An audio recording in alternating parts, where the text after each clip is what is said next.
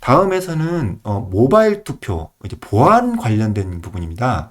여기에 대해서는 이제 사실 PPT 내용이 이제 좀 진행된 후에 너무 금방 끝났거든요. 이제 제가 사실 녹음은 했습니다. 녹음은 했고 제가 이제 다시 반복해서 듣고 이 내용을 정확하게, 왜냐면 저도 실수를 하면 안 되니까 이제 개인 용도로의 녹음을 했습니다만 거기에 대해서 이제 그 보안 관련된 것에 대해서는 제가 따로 질문했습니다. 거기서 좀 신기하게, 거기 참관자가, 제가 들어갔을 때 4명이 왔고요. 이후에 또 2명이 더 왔다고는 한데, 제가 뭐 직접 보지를 못했습니다만, 질문을 한 사람이 한 명도 없더라고요. 근데 이제 저 혼자서만 질문을, 1시간 가까이 질문을 했거든요. 그런데 그분들도 많이 좀 힘들었을 겁니다. 하지만 이제 제가 질문을 하니까 너무 적극적으로 차려 자세로 열심히 이제 답변을 해주는 걸로 봐서 제가 누군지를 아는가 보더라고요. 그래서 이제, 네, 그래서 유명인이니까. 제가 이제 좀 많이 고맙기도 하면서 조금 미안하기도 하고, 이 사람이 진짜 부정선거를 한 것 같지는 않아요. 왜냐면 저도 사람인지라 사람의 표정을 보면은 알거든요. 이 사람이 거짓말을 하는가 아닌가, 그 정도는 대체로 압니다. 이제 뭐 예를 들면 그 진중권처럼 눈빛이 두리번두리번 하다든지, 커피를 먹을 때 커피를 입에다가 잘 갖다 못 대는, 위치를 못 대는 이런 그 상황, 눈동자가 막 흔들리는 그런 것들을 보면은요, 아, 이 사람은 거짓말하는구나, 뭔가를 감추려고 하는 거나 이런 건 아는데, 그런 사람들은 이제 특히 거기에 나와 있는 그 몇몇은 그렇지는 않아 보였습니다. 어쨌든 자기 입장에서는 억울하다 이런 걸 상당히 이제 어필하는 그런 모습이었는데, 예, 어쨌든 보안 관련한 그 PPT는 제가 다, 이 이후에 그 PPT는 다 제가 질문한 내용이다, 이렇게 보시면 될 것 같습니다. 그래서 이 선거인 정보는 일주일 후에 자동 삭제를 한다고 얘기를 했고요. 개표 검증을 할 수 있다고 했습니다. 그러니까 내가 직접 투표를 했는지 어떻게 여부를 확인할 수가 있느냐, 이런 거에 대해서 우려하는 사람도 있다, 이렇게 얘기를 하니까 개표 검증이라는 제도가 있다고 합니다. 그래서 정당이 해야 된답니다. 개인이 할 수 없답니다. 개인이 선관위에 전화를 해서 할 수는 없고, 그 정당에 있는 정당 선관위에 이제 전화를 해서 신청을 받겠죠. 그래서 내가 진짜 투표했는지 여부를 확인하고 싶다 해서 그 자료를 모은 다음에 그 명단을 모아서 한꺼번에 선관위에 제출을 하면 이게 신청이 가능하답니다. 근데 이걸 신청을 하는데 어떻게, 그러면 개표 검증을 어떻게 합니까? 라고 했더니, 아, 이거는 당일날 이 투표를, 그 개표를 진행한 것과 똑같은 그 형식으로 진행을 합니다, 라고 얘기를 하는 겁니다. 근데 이게 무슨 말이냐면, 여러분들이 이게 그 일반적인 개표라고 하면 투표함을 열어서 가지런히 하고 그 분류기에 넣어서 투표자별로 확인을 해서 수치를 체크를 하고, 이런 식으로 이제 절차가 있는 걸로 알 겁니다. 하지만 컴퓨터에서 진행되는 것은 그 절차가 1초면 끝납니다. 그냥 뭐 1초, 2초면 끝나는 겁니다. 근데 그 1초나 2초면 끝나는 것을 다시 한다는 것이죠? 라고 질문하니까 멍하더니 맞습니다, 그러더라고요. 그러니까 이제 개표 검증이라는 것은 투표할 때 엑셀로 계산하면 계산 1초 이내에 딱 계산되는 그 절차를 그대로 그냥 다시 하는 겁니다. 실제로 뭐 딱히 별다르게 하는 게 없습니다.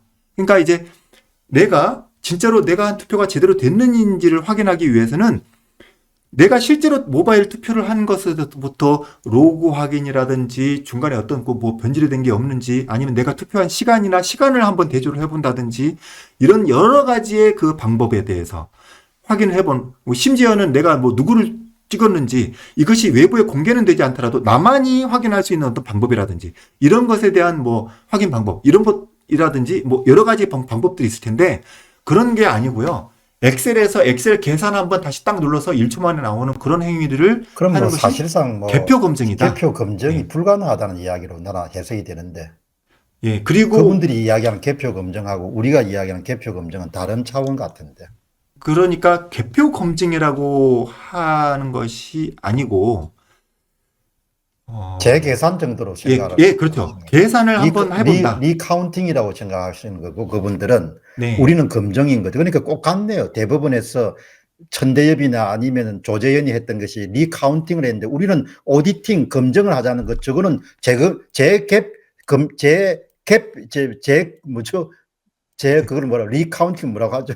재개표. 네. 재개표하는 거하고 예, 똑같은 예. 거네. 지금 네. 뭐 똑같은 거네. 네, 나온 맞습니다. 네. 네, 그렇게 생각하시면 될 나- 것 같습니다. 하도 그 그래서 사람들 충격적인 일을 많이 해가지고 내가 지금 리카운팅도 해석을 잘 안 되네. 네. 그래서 이게 이런 질문도 해봤습니다. 그래서 이 개표 검증이라는 것이 뭔지 알겠습니다. 속으로는 욕이 나왔지만, 잘 알겠습니다. 이제 뭐 설명을 했으니까요. 그러니까 이제 뭐 단순히 계산기 1초만 딱 두드려 보는 거죠. 이걸 이제 검증이라고 이제 하는데, 알겠는데 이것을 예전에 한번 했던 적이 있습니까? 뭐 민주당이든 뭐 통합당이든 뭐 예전에 통합당 예전에 했던 거든 간에 했던 적이 있습니까? 그러니까 그 자기 기억에는 한 번도 한 적이 없답니다. 없겠죠. 예, 없습니다. 그러니까 뭐 이제 당원들이 이의 제기를 해가지고 근데 당원들이 과연 이런 개표 검증이라는 것을 알고는 있을까 이런 의문도 또 들었습니다. 제가 여기 선관위 가만 질문에서 계시고 청산의 백군님 아주 정확하게 표현하셨네요. 단순 숫자 오류만 검증하겠다는 거네요. 그러니까 꼭 그 재검표하고 같은 거네요. 숫자 오류만. 근데 숫자 오류의 검증이라는 것은 투표지를 직접 세는 등의 오류가 있을 가능성이 있을 경우에는 의미가 있는데요. 뭐 1초, 사실은 이제 0.1초도 안 될 건데요. 딱 하면 딱 나오는 컴퓨터 자동 계산을 다시 돌리는 거 있잖아요. 수백 번, 수천 번, 수만 번, 수억 번을 해도 똑같은 결과가 나와야 되는 것이 컴퓨터의 역할입니다. 쓸데없는 짓인 거죠. 그냥 이걸 왜 하는지 그냥 눈 가리고 아웅하는 그런 거라고 이제 보시면 될 것 같아요. 개표 검증이라는 말을 붙이기가 너무나도 부끄럽다. 이제 컴퓨터 프로그래머로서의 상당히 부끄러운 이름을 붙였다라고 이제 생각을 합니다. 그리고 투표 후에 나중에 직접 내가 투표를 했는지를 확인하는 내가 이제 스마트폰으로 직접 확인을 하는 그런 기능이 있다고 합니다. 이게 투표 확인증이라는 기능인데 투표 확인증이라는 그 기능은 이제 본인들이 그냥 이름을 적당하게 붙인 겁니다. 그러니까 이 투표 확인증이라는 그 이름을 붙인 그 기능인데 이 기능이 뭐냐면 내가 이제 스마트폰으로 누구를 찍었는데 나중에 다음 날이든 그 다음 날이든 다음에 이제 다시 확인을 해서 내가 찍었는지를 다시 한번 검증을 해보는 내가 셀프 검증을 확인을 해보는 그런 기능이 있다고 합니다. 기능이 있는데 이것을 정당에서 신청을 안 했다고 합니다.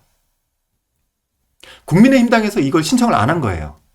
그러니까 결국은 바른미래당 출신들이 당권을 국민의힘에 들어와서 당권을 장악한 다음에 그냥 엉망진창으로 만들어갔네.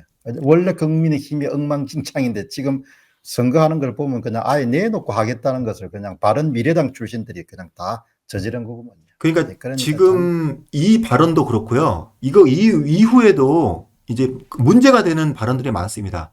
정당에서 뭔가 요구를 하지 않아서 진행되지 않은 것들 그런 것들이 많은데 이렇게 놓고 보면은 야 이거는 지금 선관위도 문제인데 국민의힘 지도부가 상당히 큰 문제점이 있다. 몰랐다고 할 수 있을 것 같아요. 몰랐다고 한다면 이건 무능으로 이제 지도부 교체를 해야 될 사안이고요. 그러니까 지금 이 알았다. 경선 룰에 관한 지금 조슈아 씨 설명을 듣고 그다음에 경선의 전체적인 틀을 정한 걸 보게 되면은 결국은 바른미래당 출신들이 그렇게 합법적이지 못한 방법을 가지고 당권을 장악한 이후에 하태경이니 뭐 이준석이 다 마찬가지죠. 그 이후에 경선 룰을 정해놓은 걸 보면은 이거는 4.15 부정선거에서 이 범한 그런 오류를 그대로 반복하는 것을 그게 뭐 자기들한테 이익이 되니까 그렇게 하겠죠. 이게 정말 내가 볼 때는 국민의힘이 이제 야당이 아닌 겁니다. 이게 뭐 우선 우리가 지금 이야기하는 것이 무슨 이득이 되기 때문에 아니고 아니 주권이 당원한테 나와야 되고 국민한테 나와야 되는데 이게 그냥 선관위에 나오도록 만들어 놨으니 이게 어떻게 하면 좋겠냐. 네, 그래서 저도 이제 어떻게 보면 국민의힘에 대해서 지난 4.15 총선 이후에 상당히 실망을 해서 국민의힘 쪽으로는 이제 침도 안 뱉는 그런 사람이었습니다만 그래도 황교안 후보가 부정선거를 이야기하기 때문에 진짜 지난 과거를 잊고 저도 당원 신청까지 했습니다. 제가 지금 당원입니다. 국민의힘 당원입니다. 아니 당원을 1년 당원했던 10년 당원했던 어제 당원에 들어왔던 당원입니다. 저도 이제 제 개인 스스로의 판단에 우파 성향의 어떤 이제 그 일반 국민이다 이렇게 생각을 하고 있는데요. 국민의힘이 우파 정당이 되었으면 하는 그런 바람으로 저도 이제 당원에 가입을 했는데 당원으로 봤을 때 이거 좀 심하다. 내가 투표를 했는지 여부를 확인하는 걸 정당에서 신청하지 않았다. 이런 부분 좀 심각하게 보여지고 있습니다. 그리고 지금 이제 뭐 이준석 씨는 뭐 그렇다고 치더라도 김기현 씨는 울산시장 청와대 하명 사건 때문에 부정선거의 가장 직접적인 그런 피해자인데 어떻게 이런 식으로 그냥 그 당 경선을 엉망진창으로 그냥 진행할 생각을 했을지. 정말 김기현 씨도 이 방송 보면 좀 정신 좀 차리시오. 당신들도 자식들이 다 있고 한데 어떻게 이런 식으로 하냐 이야기죠. 우리가 누구를 올려달라는 게 아니고 공정하게 하자는, 공정하게. 참나.